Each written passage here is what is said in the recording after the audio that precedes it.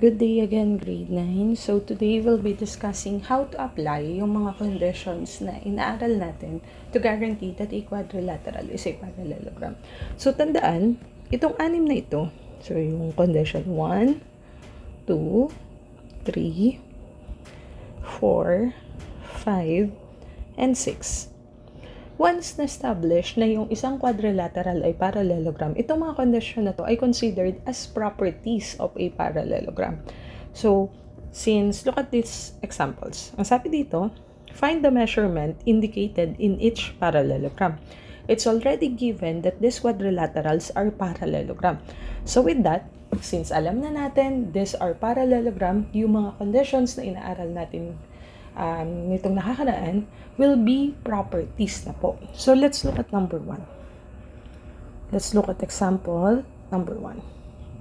Ayan, wait lang ha. Ayan.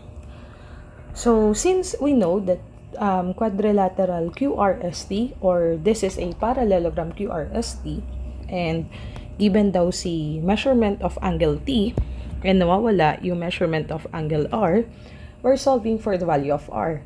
And identify their relationship. Angle T and angle R are opposite angles. Ang opposite angles, gaya ng sinasabi ko palagi, ay magkatapat na angles.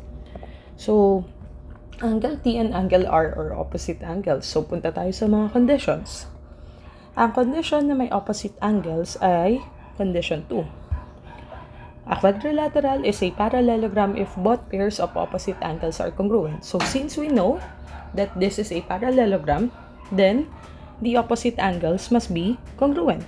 So, if angle T is 135 degrees, therefore, angle R is also 135 degrees.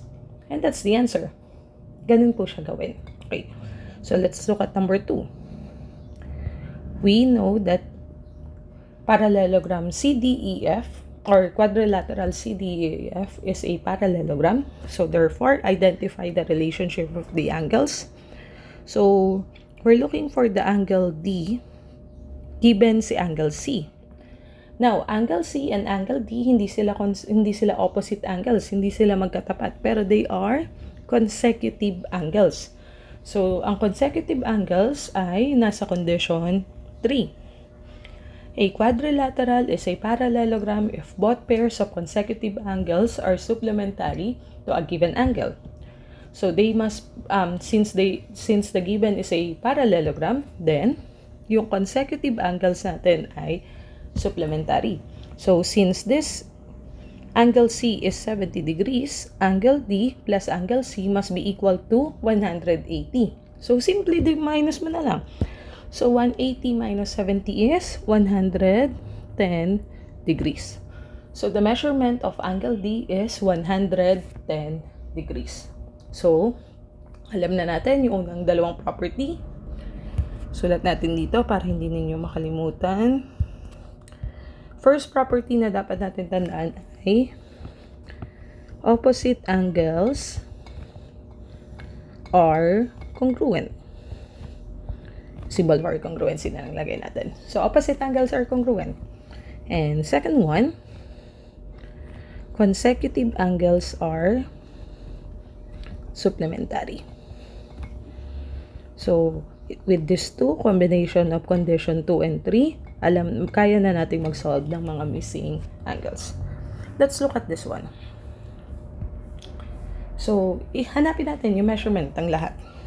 So, with that, pwede nating i-indicate that since given si angle U, angle W is,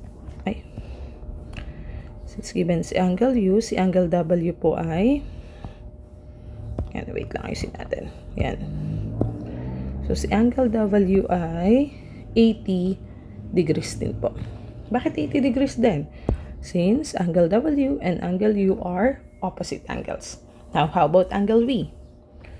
Angle V is supplementary to angle U and angle W. Bakit? Bakit supplementary itong mga to? Kasi they are consecutive angles and pag supplementary, they must be equal to 180 degrees.